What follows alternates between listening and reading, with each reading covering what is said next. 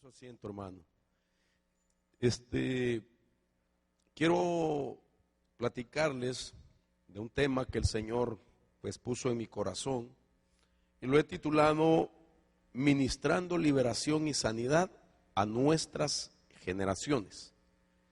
Considero con todo mi corazón, con una fe muy fuerte, de que este periodo de libertad que hemos estado viviendo y anunciándolo y viviéndolo, nos ha llevado no solamente a romper ataduras en nuestra vida, cosas que nos oprimían y nos limitaban en nuestro desarrollo, sino también creo yo con todo mi corazón que Dios está poniendo una unción fresca y muy poderosa en nosotros los adultos, los padres, para que podamos nosotros rescatar a nuestros descendientes, a nuestras generaciones que hayan estado en peligro o en algún tipo de ataque. Usted sabe que si es cierto que Satanás sabe cómo entristecer el corazón de un padre, sin lugar a dudas lo sabe, y lo hace a través de atacar a los hijos de los creyentes. Él sabe cómo contristar el corazón de un padre atacándole a sus hijos. Él sabe cómo hacer llorar el corazón de un padre afectando a un hijo. Satanás lo sabe. Pero también debemos tener la paz y la tranquilidad de que Dios también tiene en su programa de redención hacia la humanidad. Dentro de ese programa se encuentra también, o está incluido, el que aquellos hijos de los hijos de Dios que han sido atacados o afectados, también ellos sean parte de esta tremenda libertad que Dios nos ha concedido. Entonces, uno de los temas más difíciles para mí, creo que también para mucha gente, es, hermano, conocer cómo es la administración y la liberación a los niños. Porque nosotros conocemos de alguna manera la liberación si la hemos vivido, ¿verdad? Si hemos tenido completamente nosotros ese proceso en el cual ha venido Dios restaurándonos y liberándonos, pues conocemos, de alguna forma conocemos cómo es la liberación del adulto, pero ponerse a liberar niños no es lo mismo, ¿me entiende? Entonces, por ejemplo, durante este tema, si Dios me lo permite, estaremos hablando esas posibilidades. ¿Cuáles son las posibilidades de el ataque que un niño sufre? ¿Por qué un niño sufre ataque? Entonces vamos a estudiar los factores de impacto en la vida de un infante. Vamos a ver las experiencias negativas antes y después del nacimiento, cómo puede afectarle también a un infante. Vamos a ver los ambientes de influencia en el que crece un infante y vamos a conocer cuál es la administración y la liberación de los niños. Y fíjese que en todo eso que he estado estudiando en la Biblia y pidiéndole a Dios el consejo, me he dado cuenta, y usted me ha oído predicarlo también por mucho tiempo, de que aún el estado emocional de una madre, hermano, mientras está embarazada, puede afectar a esa criatura, el estado emocional. Puede aún también la función o la participación de papá juega un rol en la libertad o en la vida oprimida y deprimida que viva un niño. Y también la participación de mamá. ¿Qué es lo que papá influencia con su participación y su mamá de igual manera con su participación, con esa conexión con sus propios hijos? ¿Qué rol juega favorable para que tenga un buen desarrollo? Entonces son muchas las cosas que yo quiero compartirle y le pido a Dios que me ayude por causa del tiempo. Pero quisiera entonces leer un pasaje para darle esa relevancia, esa importancia que tiene un tema que va enfocado hacia los hijos nuestros, basándome en la declaración que hizo el Señor Jesús, que es lo que le dio esa importancia, hermanos, y que nosotros debemos de considerar. Durante los días del ministerio del Señor Jesús, Él hizo varias veces referencia acerca de los niños. Dice el Evangelio de Lucas, en el capítulo 18, verso 15, es el pasaje base, dice: también le presentaban los niños pequeños para que los tocase. Y los discípulos, al ver esto, les reprendían. Fíjense qué impresionante la mentalidad que se tenía acerca de los niños. Sin embargo, dice que se los llevaban para que los tocara. Y los discípulos no lo permitían. Verso 16, pero Jesús los llamó diciendo: dejad a los niños venir a mí y no les impidáis, porque de los tales es el reino de Dios. De cierto os digo que cualquiera que no reciba el reino de Dios como un niño, jamás entrará en él. Impresionante el principio que estableció, de que el reino de Dios es de los niños, de los tales es el reino de Dios. Y luego en esa declaración dice a los adultos que para poder recibir el reino de Dios hay que ser como un niño. Entonces, sin lugar a dudas, Jesús estaba hablando de un estado de inocencia. Y ese estado de inocencia va íntimamente ligado a la pureza. Un niño es inocente, mientras un niño es inocente, hay pureza. Mientras la inocencia es rota, es violada la inocencia, está en juego la pureza también. Pero entonces el Señor, cuando relaciona de que hay que ser como niño, aún nosotros como adultos, para entrar al reino, está el Señor llevándonos al pensamiento del principio cuando Adán y Eva vivían en el huerto del Edén antes de pecar. Y cuando ellos vivían antes del pecado en ese huerto, se vivía en un estado de inocencia consecuente de pureza, lo cual se perdió y ha sido ese todo el batallar de la humanidad para volver a conectarnos con esa realidad y ese estado. Ahora, fíjese qué interesante es el tema de los niños, y por eso quiero hablarlo a usted y quiero que le prestemos atención y podamos nosotros llegar a comprender la necesidad y la importancia de ser conscientes de que nuestros hijos sean plenamente libres, así como nosotros lo estamos siendo cada día. En la Biblia nosotros podemos destacar sí, ver cuáles son los temas más importantes. Claro, toda la Biblia, todo lo que la Biblia tiene es importante. Pero cuando hay temas o palabras que más se enfatizan, hay que prestarle atención porque eso requiere mayor comprensión.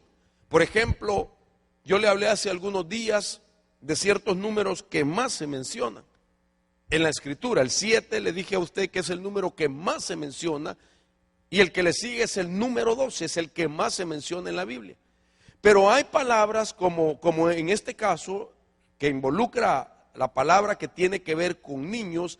Imagínense que niño es mencionado 123 veces en la Biblia y niños, término plural, se menciona 74 veces, 74 veces. De tal manera que al conjugar el singular de niño y el plural de niños, se menciona 197 veces en la Biblia y eso le da relevancia, hermano, a la temática que estamos tocando acerca de los niños. Entonces, Jesús dijo también otra palabra que me llamó mucho la atención, dando a entender de que hay cosas profundas que van relacionadas con los niños. Oiga esto, el Señor lo dijo. Hay un pasaje que dice la Biblia, está en Mateo 21:16. Oiga esto. Y le dijeron: ¿oyes lo que dicen estos? Jesús les responde, o Jesús les dijo: sí. ¿Nunca leíste que de la boca de los niños y de los que maman preparaste la alabanza. Oye, qué impresionante.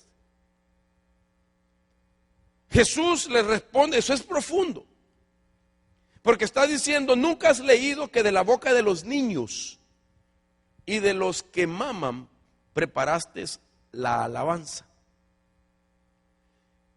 Hay muchas cosas que podría mencionar. Entre ellas se dice que no importa el idioma que una criatura tenga o en qué país ha nacido, que las primeras palabras que empieza a balbucear un niño o a hablar en cualquier idioma es Abba, Abba. Sea mexicano, sea salvadoreño, sea venezolano, sea chino, sea norteamericano. Parece que es nato en la creación humana que toda criatura en cierta etapa de su desarrollo, el bebé, las primeras palabras que balbucea es esa, Abba, Abba.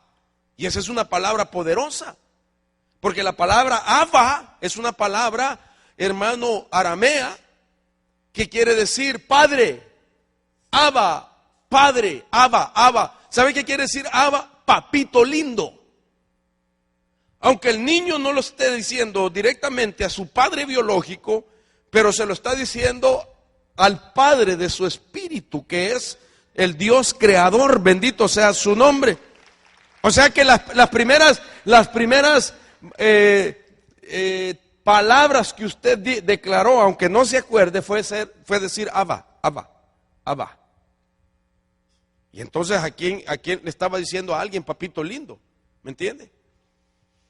Entonces por eso es que el Señor Jesús, entendido en esto, declara esa realidad y dice, nunca leíste que de la boca de los niños y de los que maman preparaste la alabanza. O sea, de que un niño está alabando a Dios.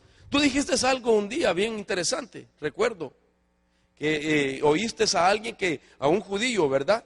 Decir de que la expresión más linda que puede concedérsele a un humano, especialmente a ellos, es declarar Abba. Es algo sublime decir Abba para un judío.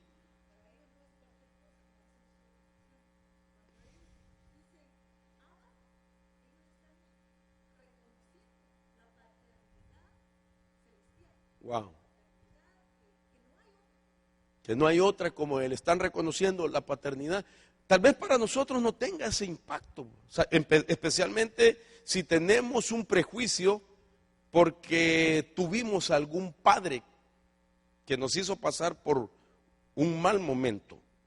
Entonces nos han desconectado de esa verdad, y en este proceso de restauración de Dios nos está llevando a nosotros a entender la profundidad y la grandeza que es vivir todos los días declarando de que tenemos un Padre celestial que nos ama con amor eterno. Amén.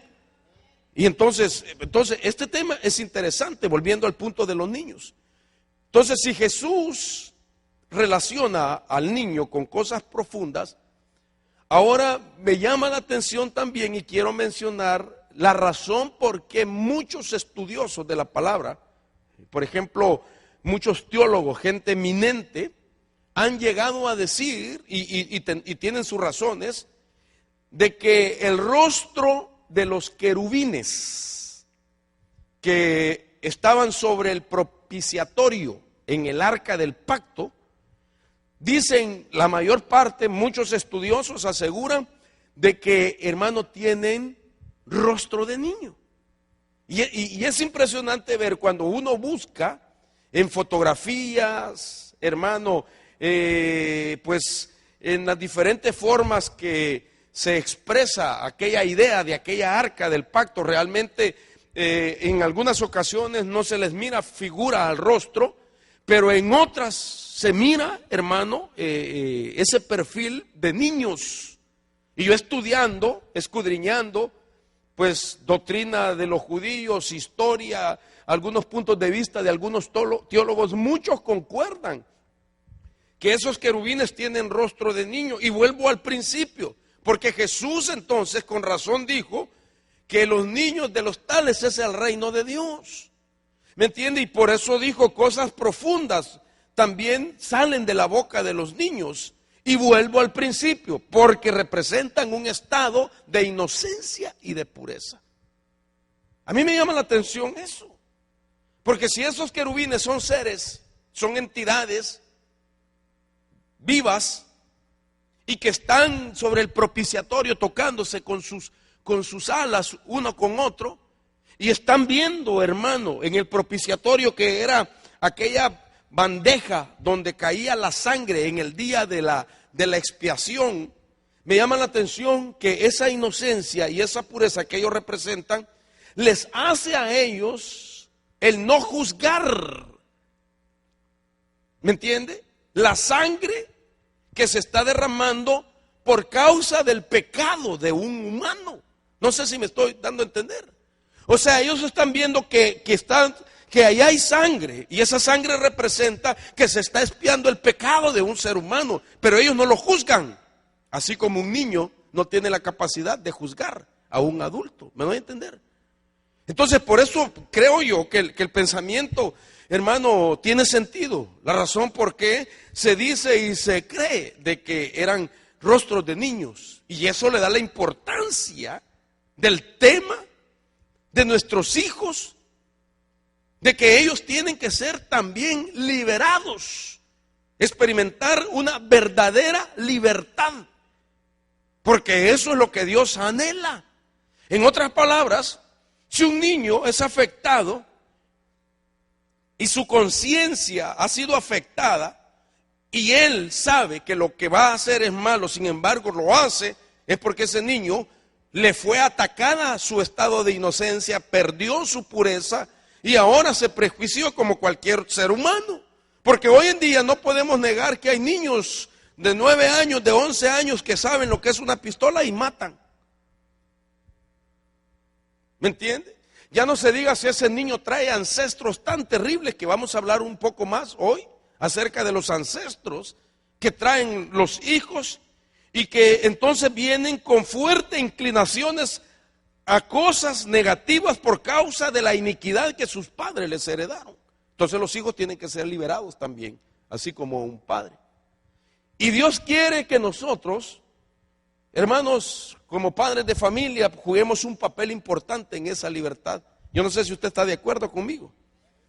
Porque lo más grande que puede ver para nosotros como una oportunidad es de que seamos libres y que nuestra familia sea libre, también nuestros hijos, para que todos juntos nos podamos ir con el Señor. Ahora mire, hermano, porque yo creo que esto es importante, porque la naturaleza de Dios, por ejemplo, Dios es orientado a la familia, eso no lo puedo negar. Entonces el tema del niño tiene mucha importancia. Dios es orientado como parte de su naturaleza, Dios es orientado a la familia y Dios es orientado a las generaciones. Dios es orientado al tema de la generación. Por ejemplo, cuando se habla o cuando menciono yo acerca de la familia, imagínense que en el antiguo pacto a los primeros que se les llamó hijo de Dios fueron a los ángeles. La palabra Baná Elohim, término hebreo, quiere decir hijos de Dios. Entonces a los ángeles fueron los primeros que se les llamó hijos de Dios. En la tierra, al primero que se le llamó hijo de Dios fue Adán, Adán, hijo de Dios. A Israel, en algunas porciones de la Biblia, aparece como hijo de Dios. Dios mismo se despoja de sí mismo y se humilla y viene a la tierra y se presenta como hijo de Dios. Jesús, hijo de Dios. Y nosotros ahora en Cristo somos hijos de Dios. ¿Aló? Entonces Dios es orientado a la familia. Generacionalmente también Dios se orienta a la generación. Por eso dice la Biblia, yo soy el Dios de Abraham, el Dios de Isaac y el Dios de Jacob. Éxodo capítulo 20, verso 6 dice, pero muestro misericordia por 1000 generaciones a los que me aman y guardan mis mandamientos. Amándolos nosotros a Dios, entonces Dios se muestra misericordioso con nuestras generaciones. ¿Hasta dónde y hasta cuándo? Hasta 1000 de ellas. Entonces, ¿cuál es la libertad de que ahora nosotros le podemos amar a Dios? Pero Dios lo que quiere es que nuestras generaciones que todavía no le aman encuentren misericordia, pero que ellos también en su momento aprendan a amar a Dios. Y así, hermanos, se va prolongando esa misericordia de generación en generación, porque esa es la promesa que Dios está haciendo. Ahora, fíjense qué interesante esto. Cuando yo declaro esto, de que Dios es orientado a la familia y es orientado a las generaciones, me llama la atención esto porque veo yo, hermano, de que se establece un principio ahí que debemos de considerar. Y es el principio de que Dios creó al ser humano en la base de la libertad, de tal manera que Él no tolera la esclavitud en el hombre ni en la mujer. Dios no tolera. Por eso Dios siempre va a estar enfocado en que alcancemos nuestra liberación, nuestra libertad. Por eso para Dios, hermano, es contra Él cuando algo se opone a la libertad o menosprecia la libertad. Por eso usted me ha oído enseñar de cómo Dios levanta al profeta Jeremías y se lo envía al rey de Ezequías, porque este rey proclama libertad y después vuelve a esclavizar. Dios siempre se va a oponer a eso, hermano. Todo lo que te oprima y todo lo que te esclavice en la vida, Dios no lo va a tolerar. Porque Dios te creó en la base de la libertad y Dios es el primer misionero que concede libertad a su creación. Si aún la tierra gime por la libertad, la misma creación, aún los mismos animales serán liberados de la esclavitud en la que cayeron cuando el hombre, hermano, perdió esa libertad. Entonces, nosotros al conocer la libertad como padres, lo que Dios quiere es que nos esforcemos para que nuestras generaciones sean libres. Yo creo que el corazón de un buen padre siempre va a anhelar la libertad de sus descendientes. Yo creo que un mal padre, que aquí no hay ni uno, gracias a Dios, es el que no le importa la libertad de sus generaciones. Ese yo no sé qué corazón podrá tener el que no le interesa la libertad. Aquel que mira que su hijo se le está hundiendo y que él ni siquiera dobla rodillas para pedir misericordia. Aquel que mira que sus descendientes se están perdiendo y que no pide a alguien, hermano, ayúdenme a orar, a gemir por un hijo que está en las drogas, en el alcohol. Yo creo que ese padre no puede pedir la libertad para sus hijos porque él está más esclavo que sus propios hijos. Pero uno que ha conocido la libertad, ¿aló? Ese va a querer compartirla con sus descendientes, ¿no es cierto? Y usted es uno de ellos que ha conocido esa libertad, gracias a Dios. Entonces, este programa de liberación de Dios y de liberación es importante porque, hermano, no podemos negar de que Satanás siempre ha tratado de afectar nuestras simientes. Esa es una estrategia, es una forma de operación de él. Nosotros lo vemos, hermano, en el libro de Éxodo, en la persona de Moisés. Moisés, que no se llamaba así por supuesto, pero era un niño que había nacido en una familia israelita y venía predestinado para cumplir una misión como un libertador. Y dice la Biblia que en esos días se estaban multiplicando mucho los israelitas en Egipto. Y el faraón mandó a matar a todos los varones de 2 años hacia abajo, porque en esa matanza él intentaba que se le diera muerte a alguien que venía con una predestinación para ser un libertador. Entonces atacó esa edad en el pueblo de Israel. En los días de nuestro Señor Jesucristo lo mismo pasó. Herodes, al saber que había nacido el rey de la gloria, mandó a hacer también esa matanza de niños. Entonces, eso significa, hermano, de que Satanás puede llegar a escoger sus víctimas desde esa etapa de la vida. O sea, de que escoge en la niñez, ataca en la niñez, hermano, porque a él le garantiza que si a temprana edad él puede dañar a una criatura, le asegura que esa criatura será un adulto con muchas batallas y muchas limitaciones.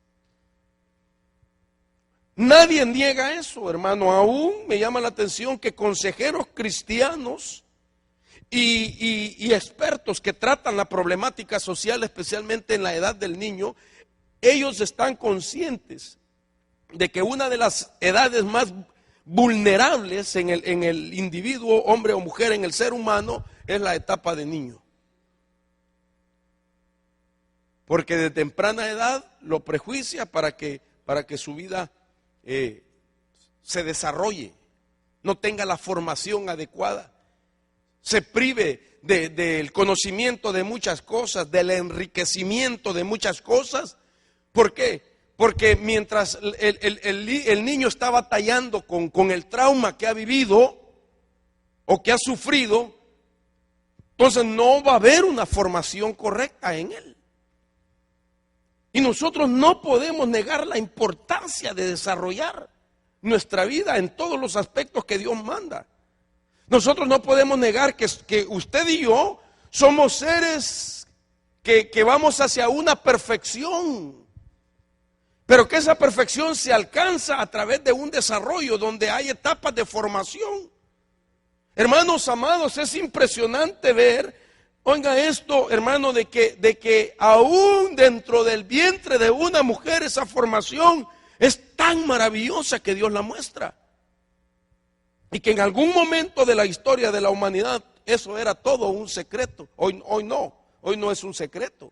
Y nos impresiona tanto ver realmente, hermano, el origen de nosotros y la formación de nosotros. Hace algún tiempo, hace muchos años atrás, por ejemplo, en los años de David, era un secreto la formación de una criatura en el vientre de su madre. Hoy no. Pero nos causa impacto. La Biblia dice, en uno de los salmos que habla de esa formación en secreto, que es el Salmo 139, mientras lo leo, quiero que usted también preste atención a un video que habla de eso. Por ejemplo, dice el Salmo 139, 13, porque tú formaste mis entrañas, me entretejiste en el vientre de mi madre, dice. Imagínense ustedes que ese video nos habla de nuestro principio. Eso éramos nosotros en alguna etapa de nuestro desarrollo. Y luego aquello va tomando forma poco a poco. Esa es ya una persona, bueno, no una persona, pero una criatura en sus primeras semanas. Así empezamos todos. Y esto es lo que decía David: tú formaste mis entrañas, me entretejiste en el vientre de mi madre. Y él mismo expresa: maravillosas cosas has hecho conmigo. Y claro, ahí tiene sus diferentes descripciones de las cosas que se van formando, de cuánto pesa, del tamaño. Mire, a las 8 semanas cabe en la mano la criatura. Y así comenzó usted. La Biblia sigue diciendo, oiga esto, lo que dice el versículo 16 del Salmo 139, tus ojos vieron mi embrión. La palabra embrión es mi golem. Y la palabra golem significa masa sin forma.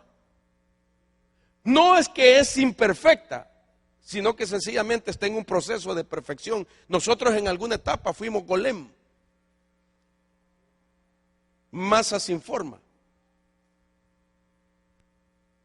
Y el salmista lo declara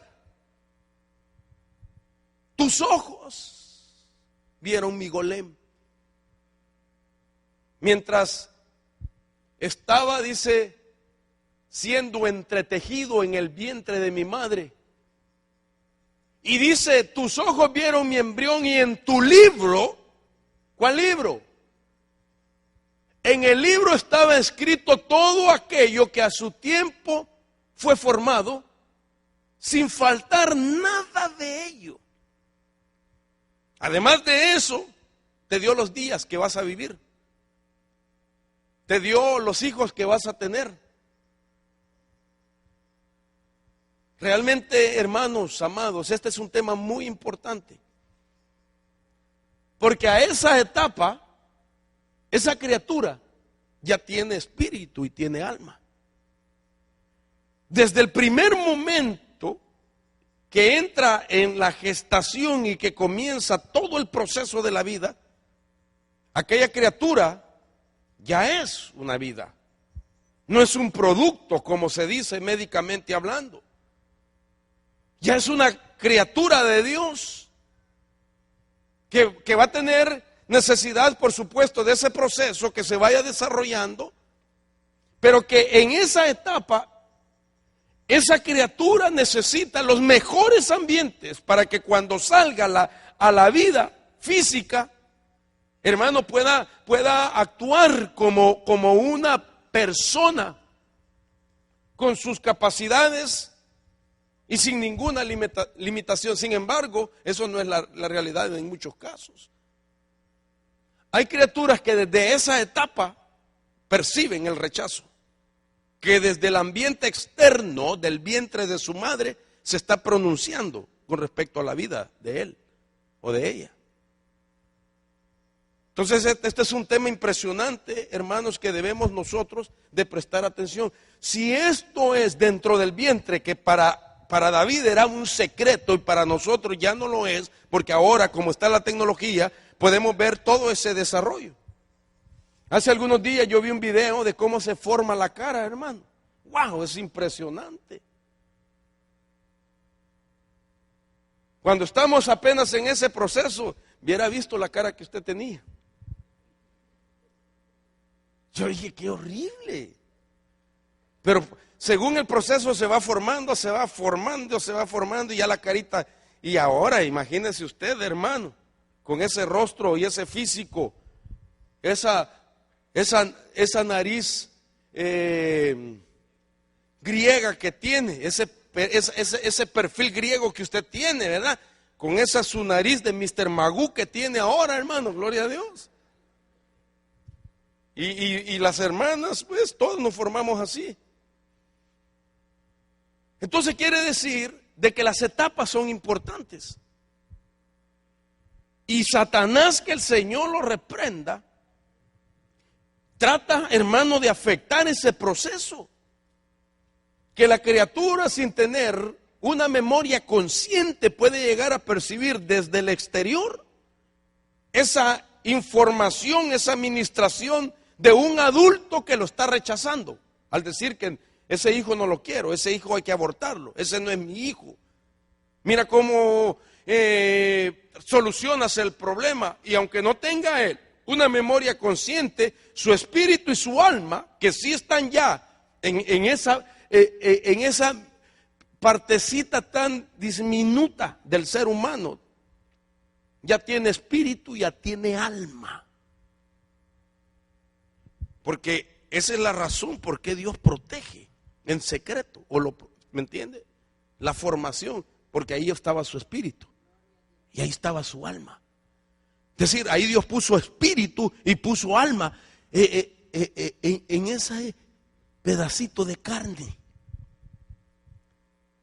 Ahora, la Biblia dice, en Apocalipsis capítulo 12 podemos ver una fotografía hablada de que Satanás siempre trata de anticiparse, de adelantarse y atacar a algo que está en formación.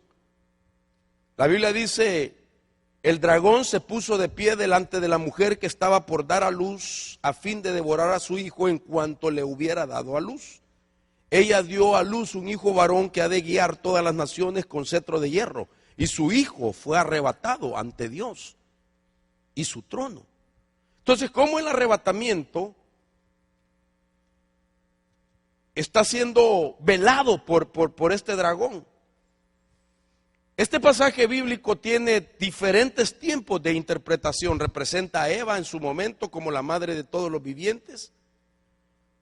Representa a la iglesia que está dando a luz también. Representa a María que dio luz a Jesús. Pero representa en este tiempo al seno de la familia, donde Satanás está queriendo estorbar el proceso de formación de nuestros hijos, hermano, y que no debemos de permitirlo nosotros. Entonces, cuando yo veo esto, ese constante asedio, según Apocalipsis 12, del dragón frente a la mujer que está a punto de dar a luz, eso es similar, hermano, a los ataques que sufre una mujer mientras está embarazada. Y que la intención de Satanás es afectar emocionalmente a la madre, con temores, con injusticias. ¿Para qué? Para que el niño se alimente de las emociones de su propia madre. Porque el niño come emocionalmente. Hermano, hermana amada, según la condición emocional que usted vivió en su proceso de embarazo, eso, si fue bueno, gloria a Dios, pero si fue afectada sus emociones mientras estaba embarazada, de eso se alimentó la criatura que estaba en su vientre.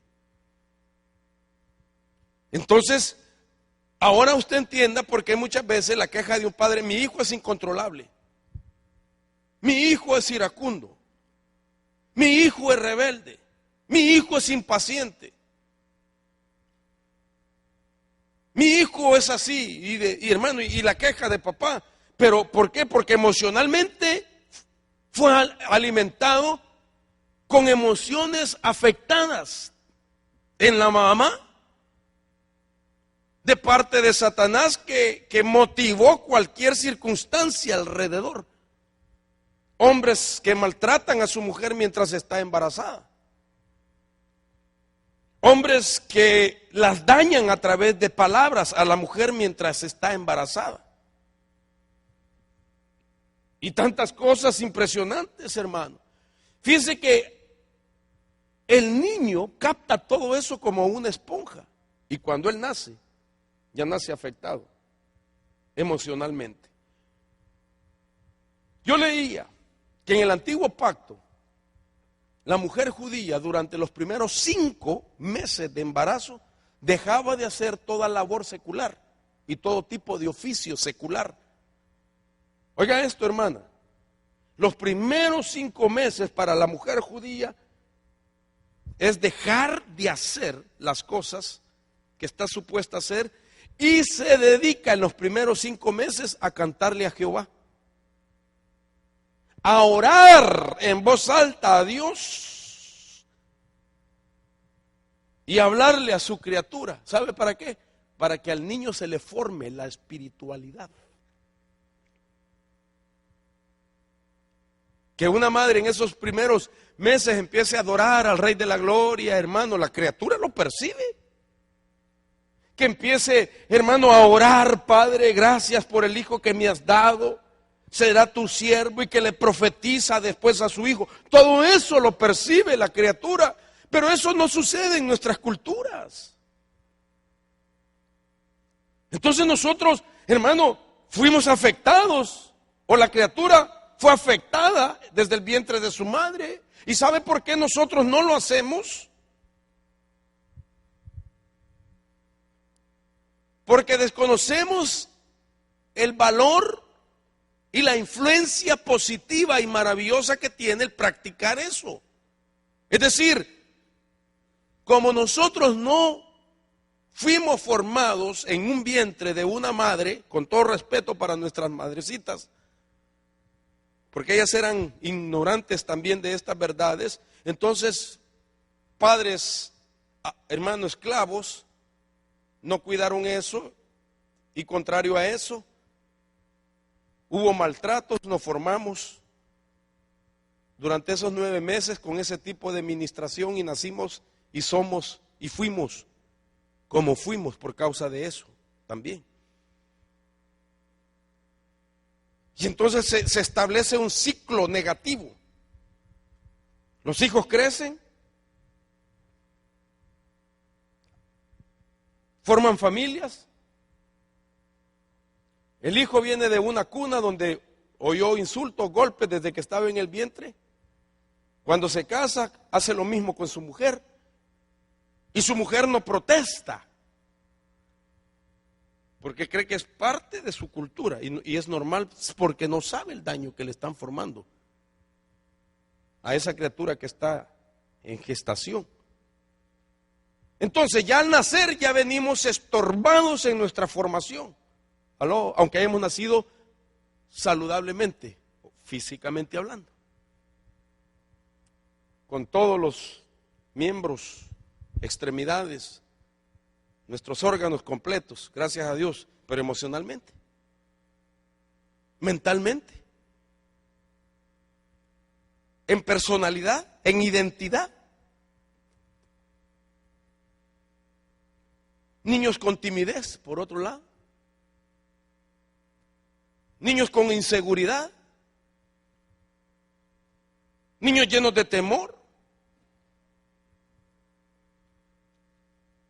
Niños con conflicto mental. ¿Por qué? Porque su formación de alguna manera mientras estaba en el vientre fue alterada. Ahora, ya no se diga si desde ese principio se evitó o se trastocó la formación interior. Debemos de saber que ya nacidos estamos supuestos a tener una formación también exterior. Y me pregunto, ¿la tuvimos? Esto me llama la atención a mí, porque indagando yo los pasos de la formación de un niño, ya hablándolo en el sentido exterior, es decir, fuera del vientre de su madre. Imagínese usted, si fue afectada la criatura mientras estaba en el vientre de su madre, y ahora al nacer no tiene también el proceso que debe de tener, hermano, ¿qué ser humano fue formado? Yo encuentro en la Biblia que hay 8 etapas en el niño. Y que estos son como patrones que nos sirven para que nosotros podamos entender el tipo de batallas que experimentan algunas personas a temprana edad. Y que por esa razón Satanás trata de interrumpir eso. Hay 8 en hebreo, hay 8 etapas en hebreo y hay 5 en griego.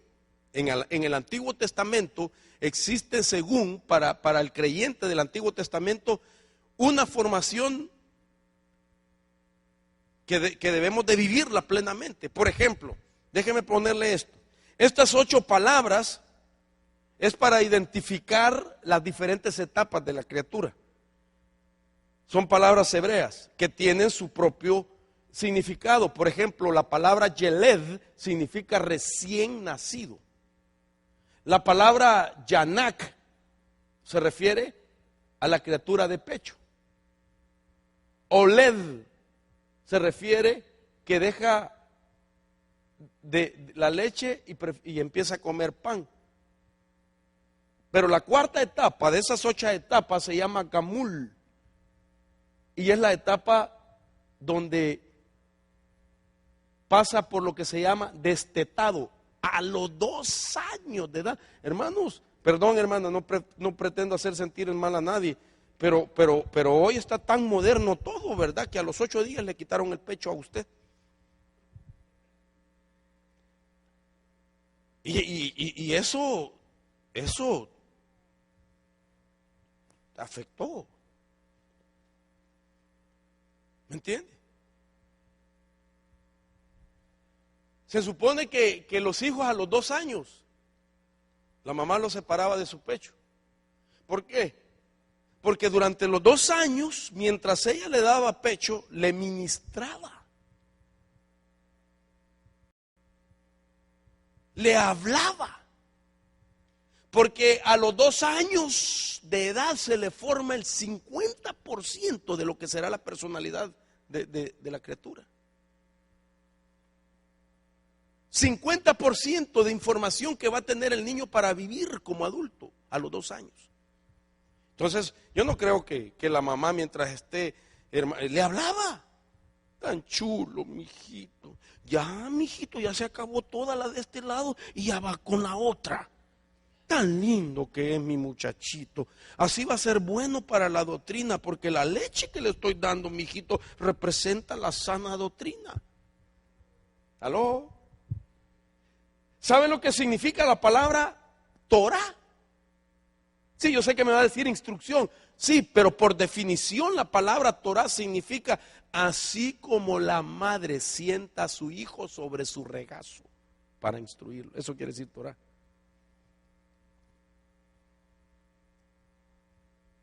Entonces, después de que está muy cercano de su madre, entra la etapa de fuerte y firme, que es tap. Luego entra la independencia, que es elem. Luego pasa a la faceta de Nahar, que quiere decir maduro y crecido. Y por último es un bachur, en estas 8 etapas, que quiere decir un valiente, un guerrero. Oiga esto. Un niño valiente.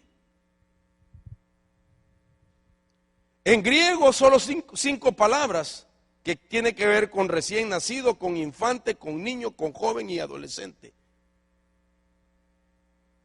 Y esto me llama la atención a mí, porque realmente estas es las 8 etapas que la criatura tiene que vivir y desarrollar para que cuando él sea, imagínese a la 8ª etapa es un bachur, y un bachur quiere decir un guerrero, un valiente, un niño valentoso, no conoce la cobardía.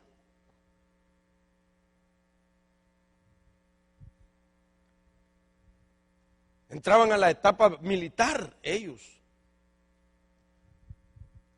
Ahora, si esto lo traduzco a lo que es el ciclo de vida, mire, para poder explicar la liberación de los niños, todo lo que tenemos que platicar. El ciclo de la vida, bíblicamente, para un judío consta de 14 etapas.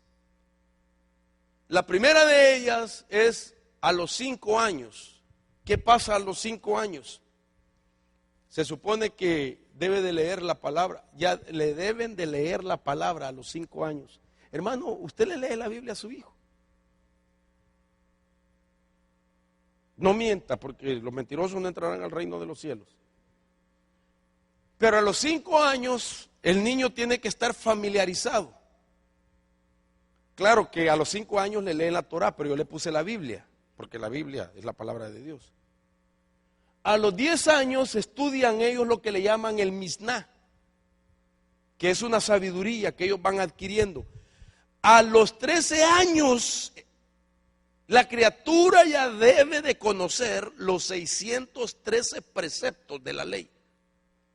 Y se gradúa por primera vez como mayor de edad a esa etapa.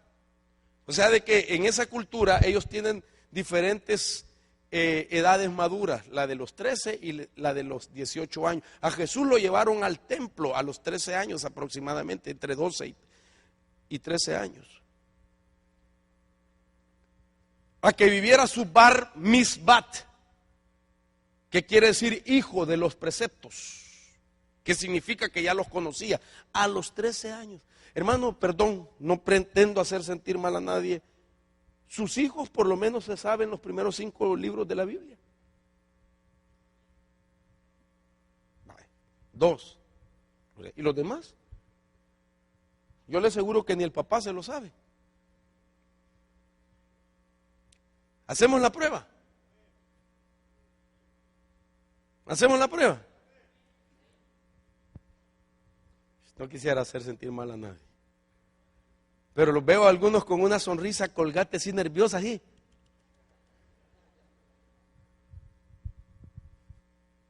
Algunos no saben de cuántos libros tiene la Biblia.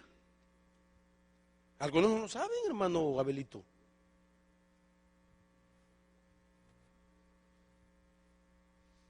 Y a los 13 años el niño ya tenía que conocer los mandamientos. 613 mandamientos. Entonces, a los 13 años, venía los 18 años, que es la edad del matrimonio. Ahí se van a decir, aleluya, Señor. A los 18 años era el tiempo para casarse. Porque ya conocían lo que no harás y lo que sí harás. A los 20 años se volvía ya mentalidad de empresario. Comercio y negocio. A los 20 años. A los 30 años la edad del vigor. O sea que es la edad de la fuerza. ¿Cuántos tienen 30 años? A ver, quiero verle la mano levantada. Vaya, 30 años. Gloria a Dios. Es la mejor edad, hermano. Y bueno, pero va a decir el hermano, ¿qué pasó? Y los que ya tenemos 50 están en jubileo. ¿Y sabe por qué le digo que es la mejor edad? Porque cuando nos glorifiquen, nos transformen, vamos a volver a los 30 años todos. Porque es la edad en la que apareció el Señor Jesucristo en su ministerio. Es la edad que apareció Adán, creado. Es la edad a que David reinó todo Israel. Es la edad en que el sumo sacerdote, hermano, ejercía el oficio a los 30 años. Es una buena edad. Pero a los 30 años es el vigor. A los 40 años se supone que comienza la etapa de madurez.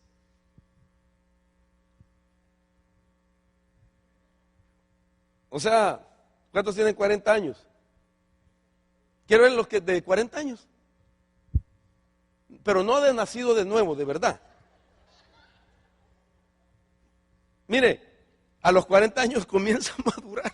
Y termina la madurez del hombre, termina a los 65 años. A los 50 años se vuelve consejero. Como maduró a los 40, ya a los 50 es catalogado consejero. ¡Wow! Un sabio. A los 60 la ancianidad, a los 70 la edad gris, a los 80 la ancianidad avanzada, a los 90 cabizbajo y a los 100 años tiempo de volar. Pero bien vividos. Si hubo una buena formación de 8 etapas, si hubo una buena formación mientras estaba en el vientre.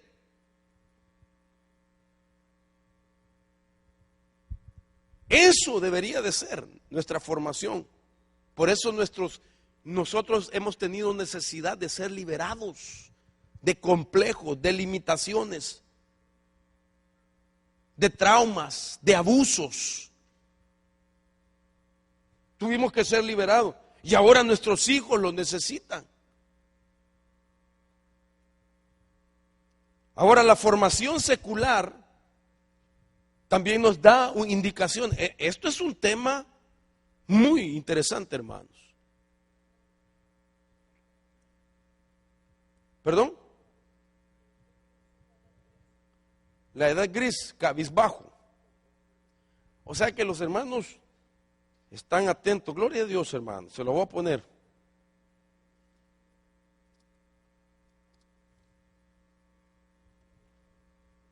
O la edad gris, 70 años. La edad gris, mire, la contraparte de esta edad es lo que vulgarmente se le dice viejo verde. O sea que una persona así de 70 años, pelo gris, es una persona muy respetable. Es una edad que cuando uno viera o ve a un hombre de cabello gris como mi hermano Plasencia y aquella abuelita preciosa que está sentada allá, la hermana Cristi, nosotros deberíamos de preguntarles a ellos cómo hicieron para poder soportar ciertas batallas en la vida y que están de pie todavía. Ellos nos hablarían a nosotros, la edad gris nos hablaría de las experiencias que han tenido y que los ha llevado a la victoria. Entonces son gente de honra. Hay gente que a los 20 años se está dando por vencido, hermanos. A los 40 ya no aguanto que venga el Señor. Señor, mejor mátame. ¿Qué es eso?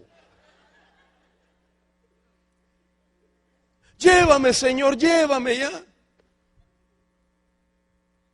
Sin embargo, ellos han pasado tantos años y ahí están, mire. A ellos les deberíamos de preguntar, ¿y cómo hicieron ustedes para soportar las pruebas, las luchas, las adversidades, las tormentas, los ataques? Ellos nos dieran experiencias de guerra espiritual. Eso significa. Ahora, volvamos al punto. La formación secular, oiga esto, lo que debimos tener ya en nuestra cultura, por ejemplo, el desarrollo del alma y social del niño está considerada de los 0 a los 20 años. Oiga, hasta ahí nomás en nuestra sociedad.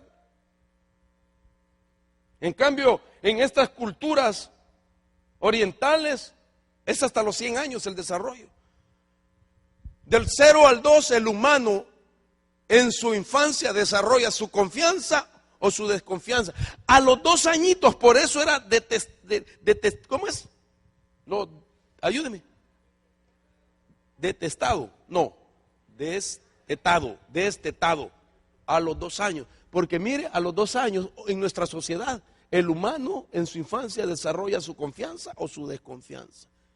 Un niño después de los 2 años manifiesta desconfianza o confianza dependiendo del desarrollo que ha tenido.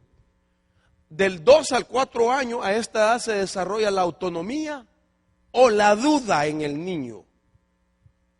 De 4 a 6 a esta edad se desarrolla la iniciación propia o la culpabilidad de lo bueno o lo malo. Del 6 al 12, el carácter de inseguridad o la industrialidad del niño, el ingenio del niño. Del 12 al 20, a esta edad desarrolla la identidad o la confusión. Y del 20 en adelante, a esta edad responderá con timidez, solitario o dándose el valor adecuado a sí mismo, dependiendo del desarrollo. Todo esto, me pregunto yo, ¿tuvimos un desarrollo nosotros completo? Entonces ahora entienda por qué los ataques entran en escena a la temprana edad. Hermanos, realmente nuestros descendientes y nuestros hijos son un proyecto, en el buen sentido de la palabra. Y los responsables somos nosotros de lo que va a ser esos hijos que Dios nos ha dado. Cuando nosotros miramos a esas criaturas, wow, es donde tenemos que aprovechar para invertir en ellos lo bueno, los principios, hermano. Porque para que sean adultos que no carezcan ni que se vean afectados con la misma problemática que nos dañó a nosotros.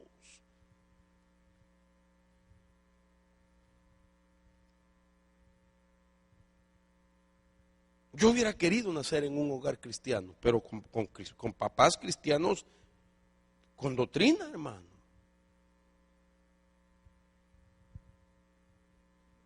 Yo hubiera querido tener papás. Por eso bien se dice, ¿verdad?, que cuando Dios nos concede el ser abuelos, como que es la segunda oportunidad para ser papás. Y uno se siente contento, pero dice uno, ay, si hubiera tenido esa sabiduría con mis hijos. Hubiera aprovechado el tiempo para invertir en ellos. Todo este desarrollo y que ellos se formaran para ser esos hijos de Dios seguros de sí mismos. Porque no podemos negar un principio, hermano, si es a donde voy. Y esta es la introducción. Ya se me fue el tiempo. No podemos negar el principio. Que si somos padres esclavos todavía,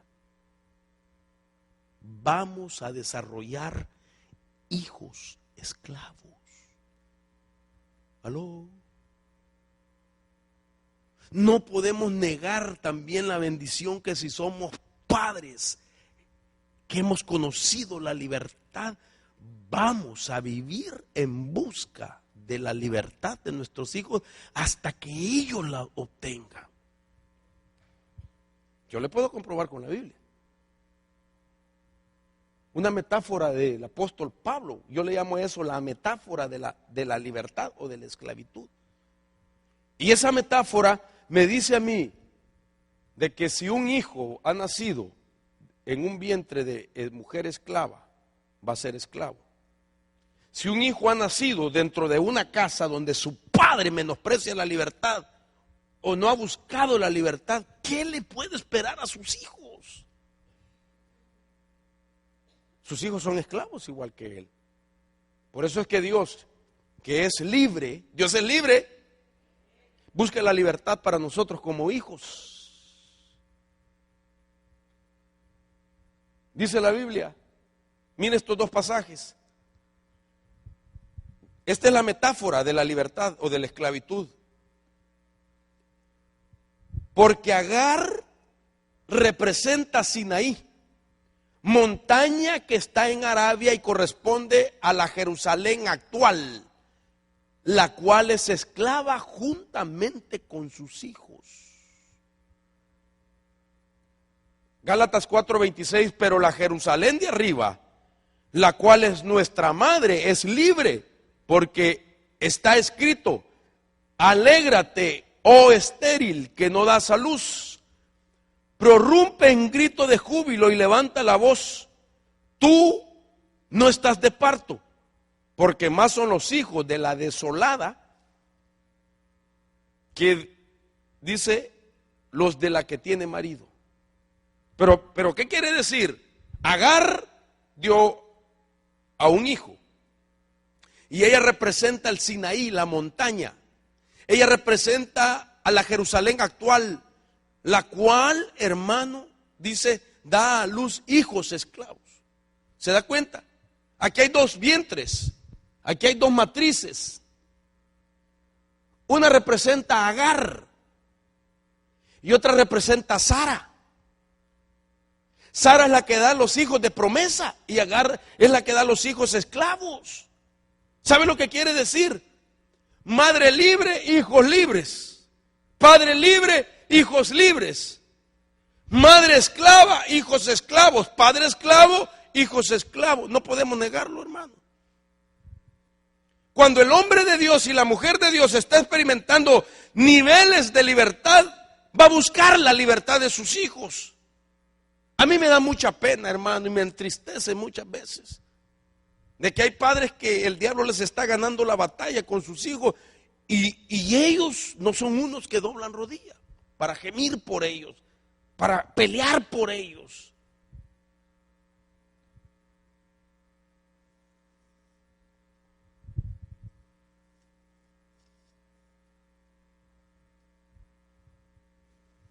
Nosotros tenemos que rendir cuentas un día de la libertad de nuestros hijos. Y entonces, ¿cómo hago yo?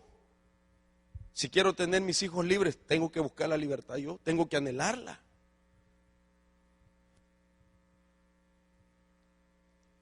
Aún nuestros hijos con solo vernos van a ser libres o van a ser esclavos.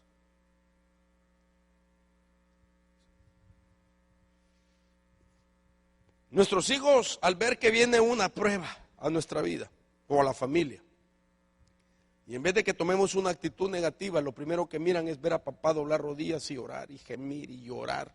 Los hijos van a hacer lo mismo, hermanos.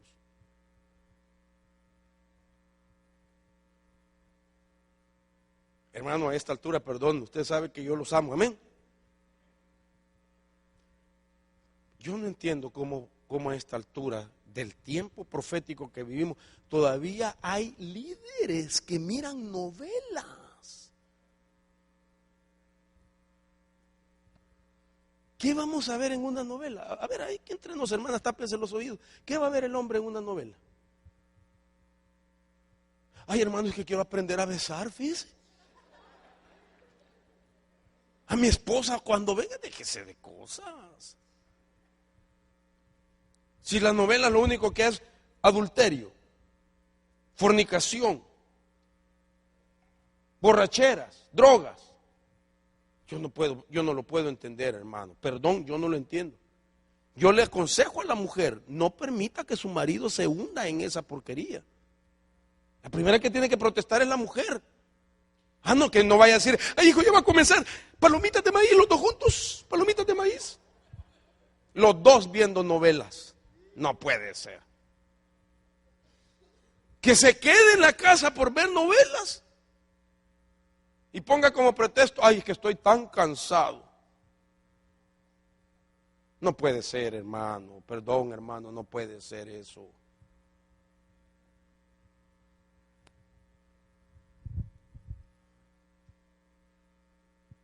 Hombres viendo novelas, pues, primeramente Dios no vaya a ser uno de los que le cedo yo el púlpito porque puchica, está fregado. Perdón por lo de puchica.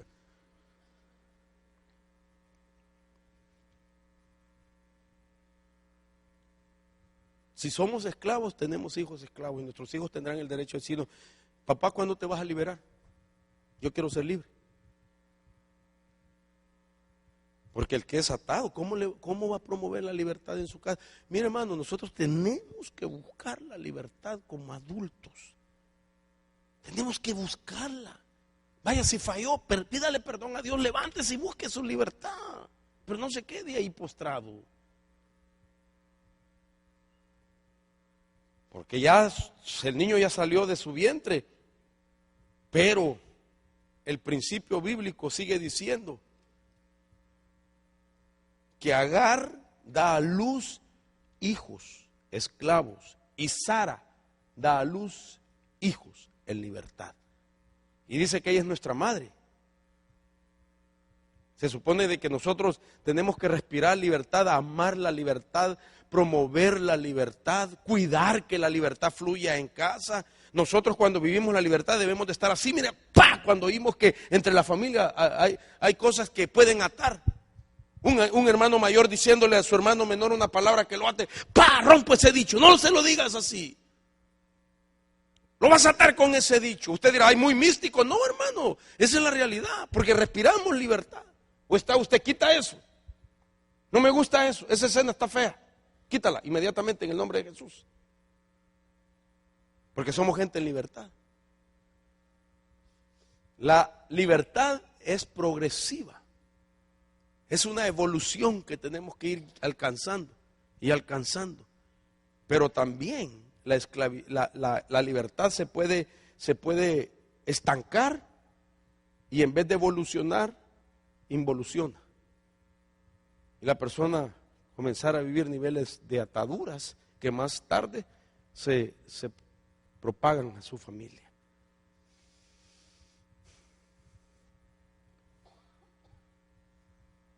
Vaya.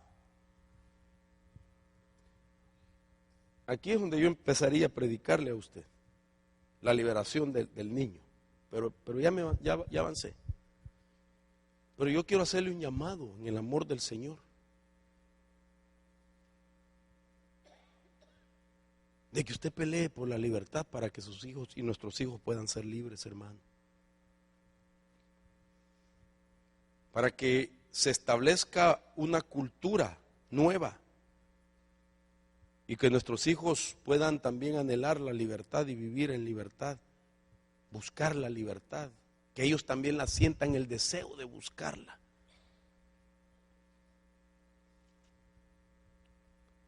Orando al Señor, renunciando a cosas negativas,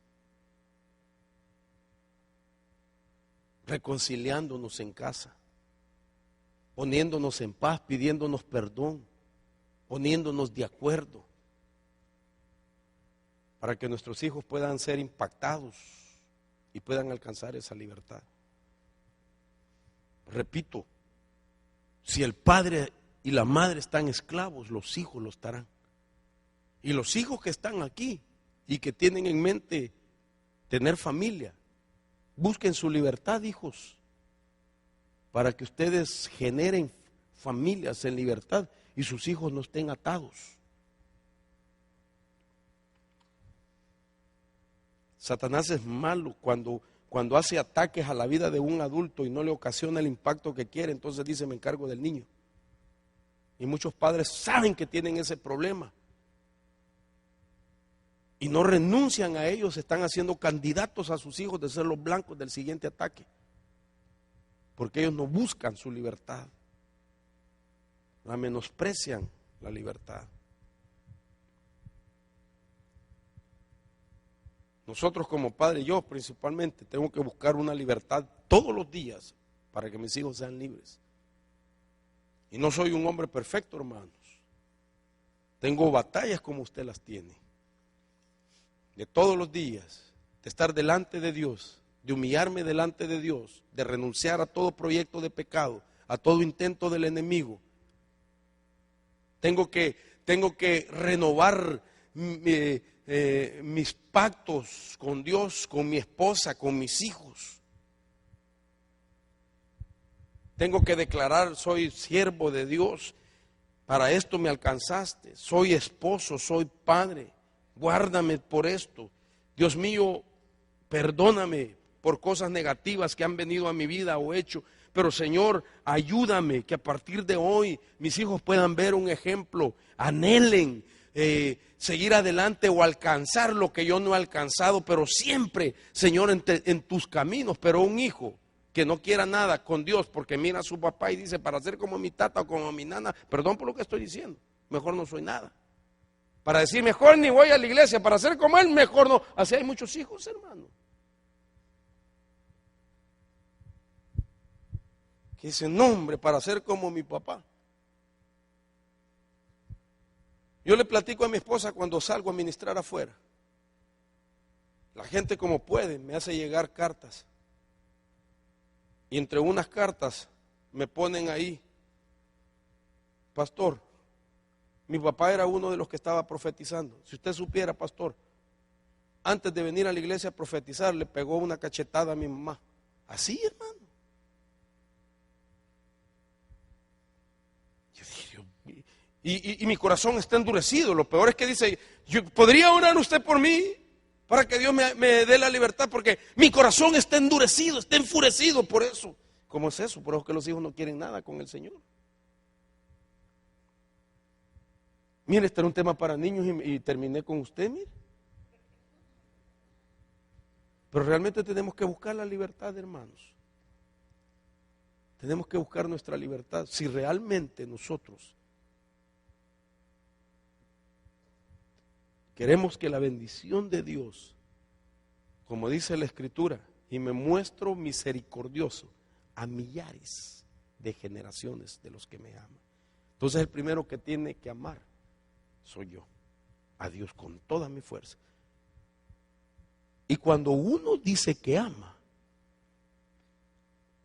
uno, por tal de demostrarle el amor a lo que uno dice, es capaz de dejarlo todo, ¿o no? Sí. Mire usted cuando se casó.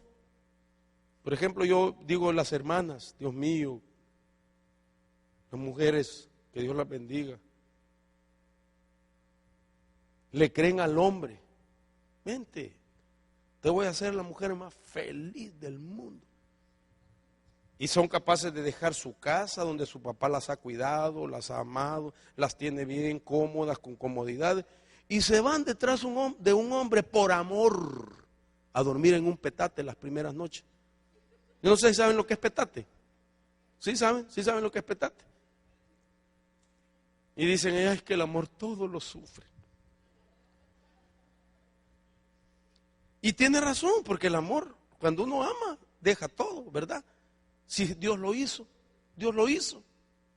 Porque de tal manera amó Dios al mundo, que dio a su Hijo unigénito, para que todo aquel que en Él crea no se pierda, mas tenga la vida eterna.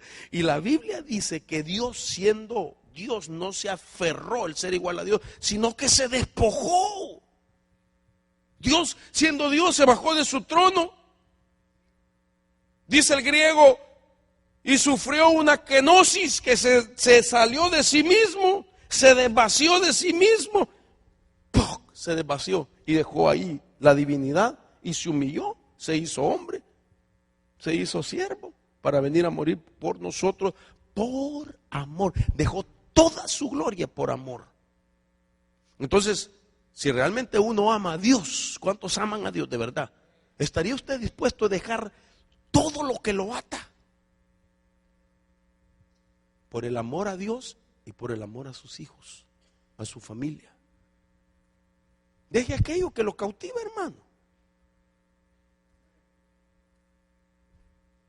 Diferentes niveles, unos tendrán que dejar vicios, otros tendrán que dejar costumbres negativas, inclinaciones a ciertas cosas, programas de televisión, aún su propia tranquilidad muchas veces. Y cuando su cuerpo le diga es tiempo de descansar, el espíritu le va a decir, no, hijo, es tiempo de ir a orar, es tiempo de ir a adorar y alabar a Dios. Yo, cuando salgo, hermano, yo vengo ministrado de ver a aquella gente cómo busca a Dios, hermano. En tormentas y descalzos, en polvo, caminando grandes kilómetros para llegar a alabar al Señor. Y mire nosotros. Y con carro, allá no, a pie y debajo de lluvia. Y yo digo, Dios mío. Yo digo, con razón tienen la presencia de Dios tan fuerte.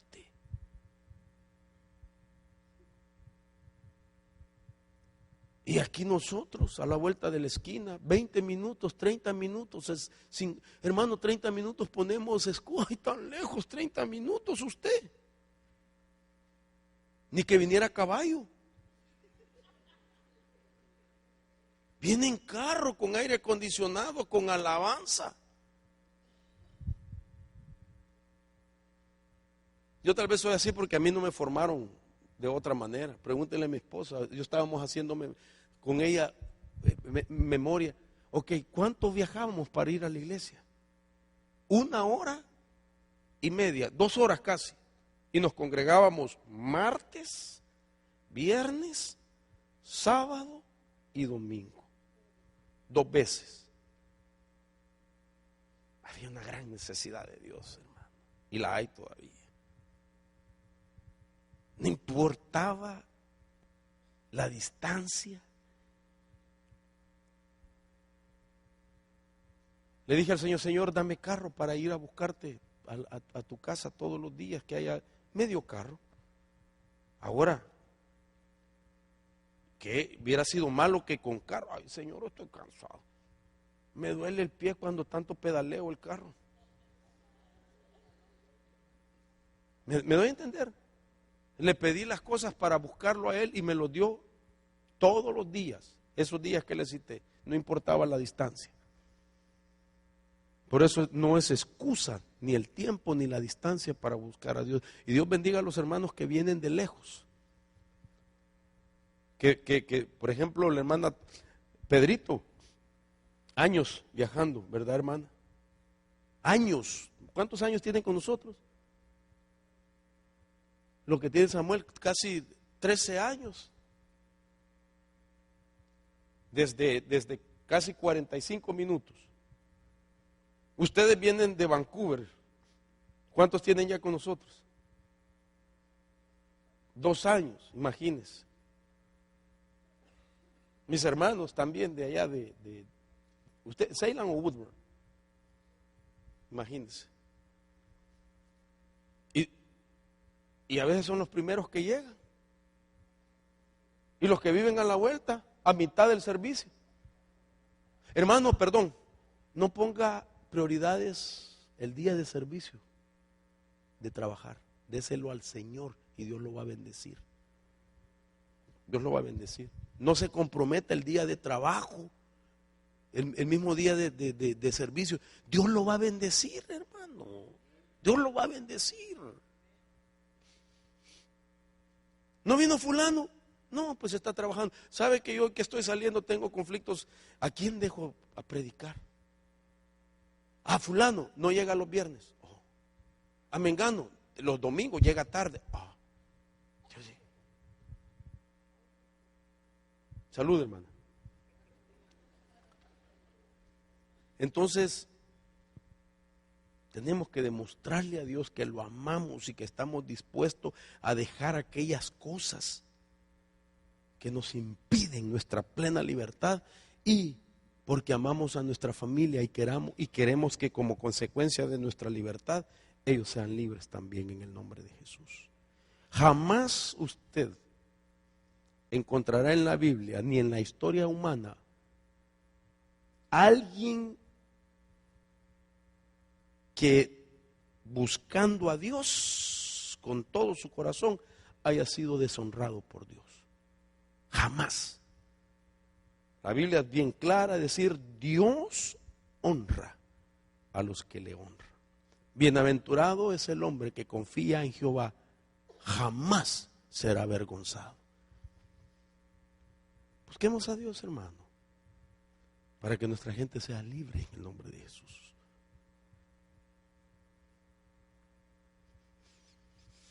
Yo quiero hacer un llamado. Quiero hacer una oración. Invitarlo a usted que pase al frente con sinceridad. No pase solo por pasar, sino que esta sea una oración como que viene a renovar los votos de búsqueda hacia Dios. Y por amor a los suyos, para que sean libres. Yo estoy seguro que cadenas van a caer de ataduras cuando un padre decide buscar a Dios. La Biblia dice por medio del profeta Jeremías: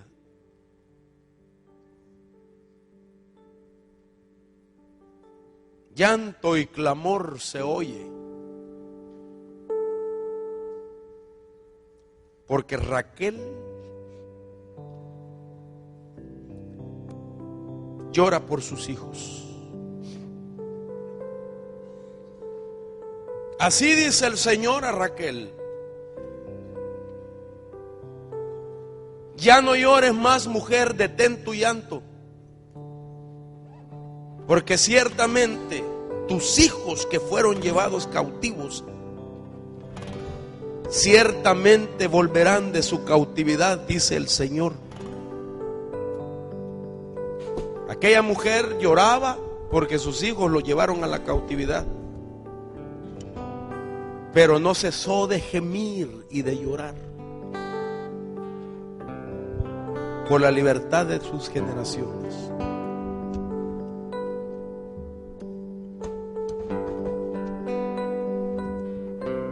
Quizás te va a tocar a ti, hermano, si tu esposo no lo hace, pero tú hazlo aunque él no lo haga. Quizás en caso le va a tocar al varón cuando su mujer no lo hace, pero tú hazlo, varón, por ellos, para que sean libres. Porque entonces la libertad será a través de tu vida, pero así será también tu galardón que vendrá de Dios y tu recompensa. En el nombre poderoso de Jesús. Venga, si hay que pedir perdón a Dios, pídaselo en el nombre de Jesús. Si ha cometido usted alguna falta, pídale perdón a Dios. Clame por su libertad, búsquela, deséela, para que como una consecuencia de su libertad, sus hijos sean también libres. Y te vas a gozar de ver a tus hijos en libertad, que no son víctimas del diablo, de ningún espíritu, de ningún mal, de ningún vicio. En el nombre de Jesús, Dios te va a recompensar tus lágrimas. Oh, sí, Señor, por favor, trae esa libertad. Gima por su familia, gima por sus hijos. Declárelo, abre sus labios Por nombre menciónelo. Que se rompan las ataduras. Que se rompan aquellos bloqueos a su familia. Y catarrama y canta. En el nombre de Jesús. Ayúdenme, hermanas, a orar, por favor, por las mujeres. Dime por los tuyos. Varón de filo. Gerardo, por favor. Ayúdame, hijo. Ayúdenme a orar por los hombres, por las mujeres. Vamos a ministrarnos. Que se rompan las ataduras. Y el Espíritu de Dios pelea esa batalla por los tuyos. Yo sé que por ti nadie peleó batallas. No tuviste padre biológico. Quizás que lo hicieron. Por eso tu vida ha sido difícil. Pero ahora el Padre de tu espíritu te ha dado la libertad para que tú pelees por tu simiente. En el nombre de Jesús. Proclamo la libertad de nuestra simiente. Proclamo la libertad de nuestra familia. Y rabababa y canta. Libertad en el nombre de Jesús. En el nombre de Jesús. En las promesas de Dios no sean estorbadas para ti. Que las promesas de Dios, hija, no sean estorbadas para ti. Y que Dios pueda cumplirte el deseo de tu corazón. Busca a Dios con todas tus fuerzas, con todo tu anhelo. Y que la protección divina esté sobre vuestra vida. En el nombre de Jesús.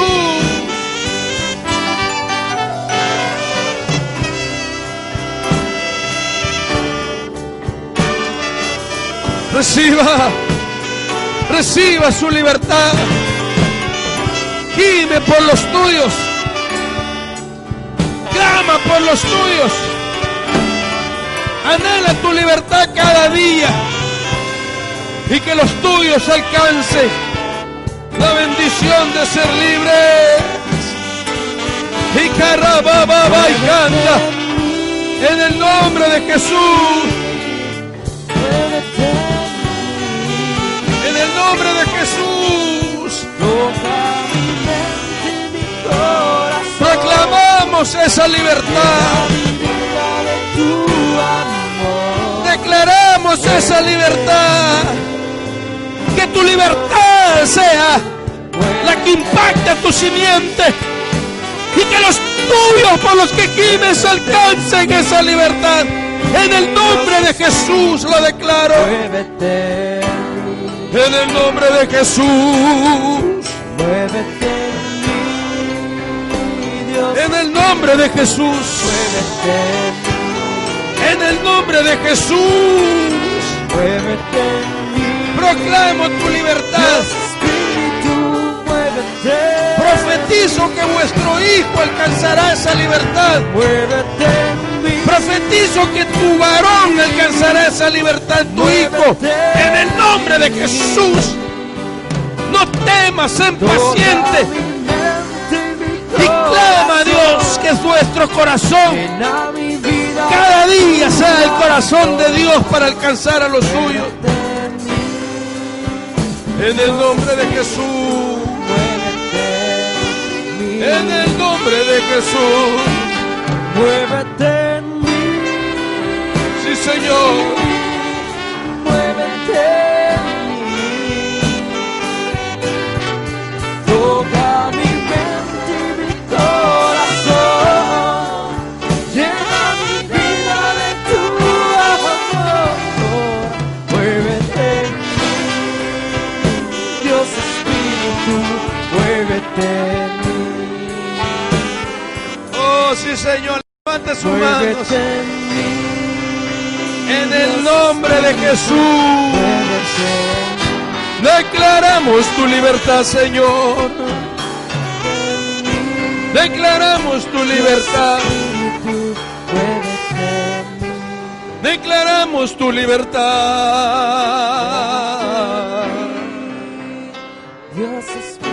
Declaramos tu libertad. Declaro tu libertad. Proclamo la libertad. Ministramos la libertad. En el nombre de Jesús. En el nombre de Jesús. En el nombre de Jesús. Libertad. Libertad, libertad, libertad. Ahora te hago portadora de la libertad. Comenzando por tu vida. Para que los tuyos lo alcancen en tu casa. Para que seas una guerrera de libertad. En el nombre de Jesús. Pongo la unción de libertad. En el nombre de Jesús. En el nombre de Jesús.